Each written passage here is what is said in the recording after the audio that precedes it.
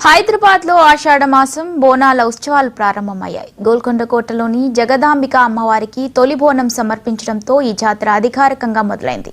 నెల రోజుల పాటు జంట నగరాల్లో ఈ ఉత్సవాలు ఘనంగా జరగనున్నాయి. తెలంగాణ ప్రభుత్వం బోనాల ఏర్పాట్లు, భక్తుల సౌకర్యాల కోసం 20 కోట్ల నిధులు విడుదల చేసింది. భక్తులకు ఎలాంటి ఇబ్బందులు కలగకుండా, అవాంఛనీయ సంఘటనలు జరగకుండా పోలీసులు కట్టుదిట్టమైన భద్రతను ఏర్పాటు చేశారు. నిర్మించబోతున్నారు పూర్తిగా హారిక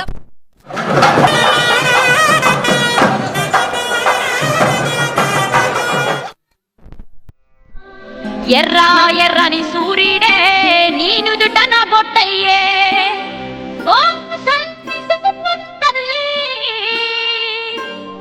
మాయమ్మ